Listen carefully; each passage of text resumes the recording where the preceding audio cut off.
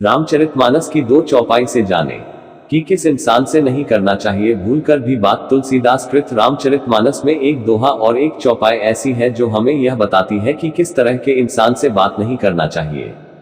यदि आप बात करेंगे तो समय बर्बाद करने के साथ ही मुसीबत में भी फंस सकते हो। यह दोहा और चौपाई प्रभु श्री राम के मुख से उद्धृत हुआ है।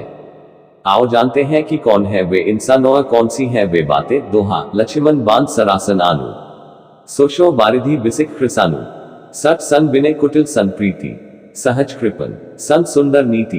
एक सुंदर कांड अर्थ। हे लक्ष्मण, धनुष बाण लाओ, मैं अग्निबाण से समुद्र को सोख डालूं। मूर्ख से विनय, कुटिल के साथ प्रीति, स्वाभाविक ही कंजूस से सुंदर नीति, उदारता का उपदेश। भावार्थ। प्रभु श्री राम कहते हैं कि मूर्ख से विनय पूर्वक बात नहीं करना चाहिए। कोई भी मूर्ख व्यक्ति दूसरों की प्रार्थना को समझता नहीं है, क्योंकि वह जड़ बुद्धि होता है। मूर्ख लोगों को डराकर ही उनसे काम करवाया जा सकता है। इसी के साथ दूसरा है कुटिल स्वभाव वाले व्यक्ति के साथ प्रेम पूर्वक बात नहीं करना चाहिए। ऐसे व्यक्ति प्रेम के लायक नहीं होता। यह सदैव दूसरों को कष्ट ही देते हैं और इन पर भरोसा करना घातक होता है। ये अपने स्वार्थ के लिए दूसरों को संकट में डाल सकते हैं। अतः कुटिल व्यक्ति से प्रेम पूर्वक बात नहीं करनी चाहिए।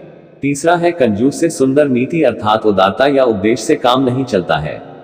वह धन का लालची होता है, अतः उससे किसी की मदद या दान की अपेक्षा नहीं करना चाहिए। कंजूस से ऐसी बात करने पर हमारा ही समय व्यर्थ होगा। चौपाई। ममता रथ सन ज्ञान कहानी, अति लोभी सन बिरती बखानी, क्रोधी ही सम काम ही हरि कथा, ऊसर बीज बेफल जथा। 2 सुंदरकांड अर्थ। ममता में फंसे हुए मनुष्य से ज्ञान की कथा, अत्यंत लोभी से वैराग्य का वर्णन, क्रोधी से शम शांति की बात और कामी से भगवान की कथा। इनका वैसा ही फल होता है जैसा ऊसर में बीज बोने से होता है, अर्थात ऊसर में बीज बोने की भांति यह सब व्यर्थ जाता है। 2 श्री राम कहते हैं ममता में फंसे हुए व्यक्ति से कभी भी ज्ञान की बात न करें। वह कभी भी सत्य और असत्य में भेद नहीं कर पाता है। ममता के कारण वह खुद का और दूसरों का भी नुकसान कर बैठता है। इसी तरह अति लोभी व्यक्ति के समक्ष त्याग या वैराग्य की महिमा का वर्णन करना व्यर्थ है। ऐसे लोग कभी भी त्यागी या वैरागी नहीं बन सकते हैं। इसी तरह जिस व्यक्ति को हर समय क्रोध आता रहता है, उससे शांति की बातें करना व्यर्थ है।